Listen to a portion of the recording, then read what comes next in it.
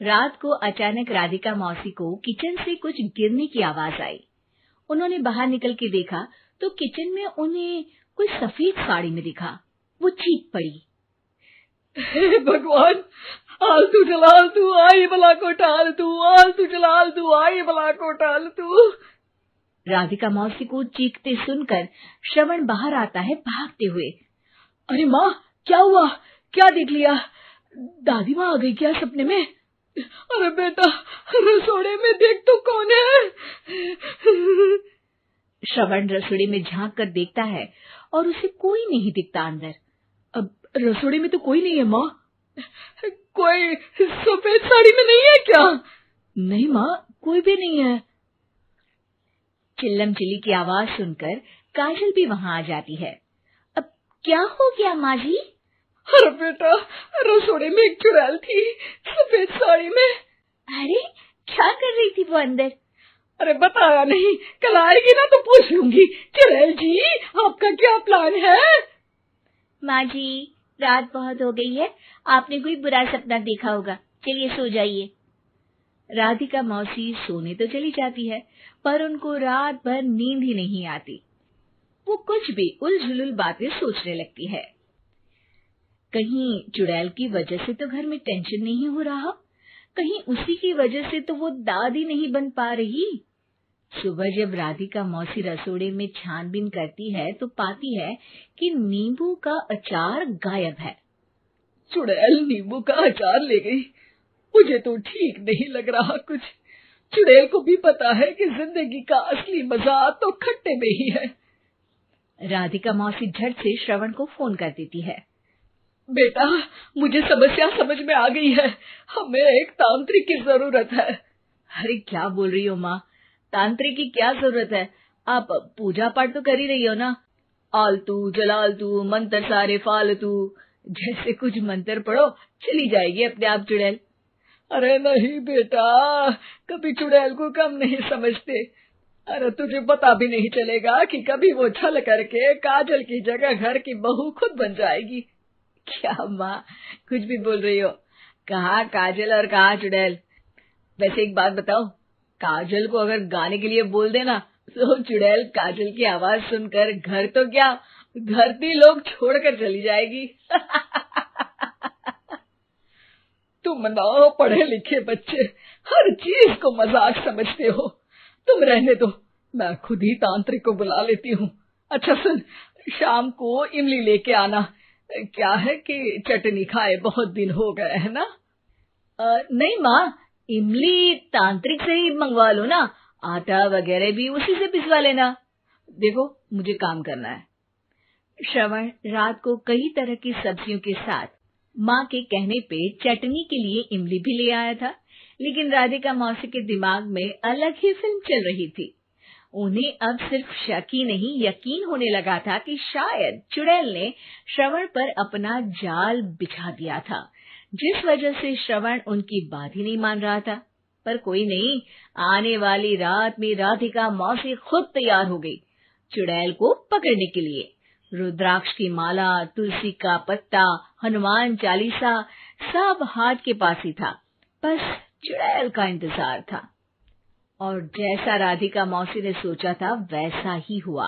वो चुड़ैल उस रात भी आई, पर वो राधिका मौसी से तेज निकली और राधिका मौसी के उससे पकड़ने के पहले ही वो भाग खड़ी हुई। जरूर बहू पे साया है उस चुड़ैल का, तभी तो श्रवण के कमरे में गई है। और अगली सुबह राधिका मौसी पिछली रात हुए हमले में किन चीजों का नुकसान हुआ उसका हिसाब लगा रही थी। उनके खेमे से एक आम के अचार की शीशी भी गायब हो चुकी थी, और वो इमली भी जो कल श्रवण लेकर आया था। राधिका मौसी इस बारे में सोच ही रही थी कि श्रवण जल्दी से रसोड़े में आकर दवाइयों की पोटली ढूंढने लगता है। अरे बेटा, क्या हो गया? अब माँ, वो काजल की तबीयत खराब है, बहुत घबराहट हो रही है उसे। हे भगवान, मैंने पहले ही कहा था कि तांत्रिक को बुला लेते हैं, पर नहीं। अब देखो, उस चुड़ैल ने काजल को अपने वश में करना शुरू भी कर दिया है। हालांकि श्रवण भूतों में विश्वास नहीं करता था, पर अब वो भी डर जाता है और राजी हो जाता है एक तांत्रिक को बुलाने के लिए। कुछ ही घंटों में तांत्रिक आ जाते हैं और राधिका मौसी तांत्रिक जी को सब बता देती है। घोर संकट, घनघोर संकट, चुड़ैल को मारू जोर चाकट, ओम भट स्वाहा खटखा के आहा। अरे ये क्या मंत्र है? मेरे खुद के ओरिजिनल मंत्र है, कल रात को ही लिखे हैं, अच्छे लगे तो दाद चाहूंगा। एक और मंत्र सुनो, अर्ज किया है आब्राकडाब्रा, दिल्ली बम्बई आगरा, चंदा मामा सोवरले सुरन मामू जारा। ये मंत्र है? अरे कोई 40 वाली सा पढ़ो ना। वक्त कम है, 40 नहीं पड़ेंगे, 20-25 में काम चलाना पड़ेगा। अलक निरंजन जाके लंदन, मुफ्त का मंजान घिस मेरे नंदन। अरे जल्दी करो तांत्रिक जी, जल्दी करो। तांत्रिक अपने उल झलूल मंत्र पढ़ने लगता है। श्रवण को तांत्रिक पे शक होता है। वो अपने एक डॉक्टर दोस्त को कॉल कर देता है ताकि कोई अनहोनी हो तो इमरजेंसी में चीजें मैनेज हो जाए। तांत्रिक धुनी रमाता है, जिसकी वजह से कमरे में काफी धुआं हो जाता है और जिसकी वजह से बहू की घबराहट बढ़ जाती है। अब भागेगी चुड़ैल। हाँ। बहू खांसते हुए धुएं से बचने के लिए बाहर चली जाती है। अरे भाग रही है, भाग रही है। पीछे पीछे श्रवण भी जाता है। बहू एक सोफे पर बैठ जाती है। तभी डॉक्टर दोस्त आ जाते हैं और श्रवण को पानी लाने के लिए कहते हैं। थोड़े चेकअप के बाद डॉक्टर कहते हैं, मेरे हिसाब से जाप का काम पूरा हो गया है। क्या मतलब? अरे कुछ भी नहीं माँ, कोई चुड़ैल नहीं है, खुशखबरी है, अब दादी बनने वाली है। मगर वो सब अचार के डब्बे।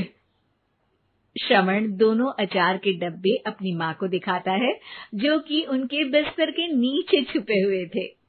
आपने सही बोला था माँ, वो चुड़ैल काजल ही थी जो खट्टा खा रही थी। हमें कल ही पता चला, पर हमने आपको ये तांत्रिक वाला काम करने दिया ताकि आपको भरोसा हो जाए कि भूत वगैरह कुछ होता ही नहीं। अच्छा अच्छा, ये तो बड़ी खुशी की बात है, पर बेटा मुझे एक झाड़ू तो ला दे। क्यों माँ?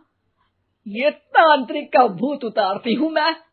अब तांत्रिक राधा मौसी के डर से घर से भाग निकलता है और राधा मौसी उसके पीछे भागती है। अरे संकट ये घनघोर है, तांत्रिक मुआ चोर है।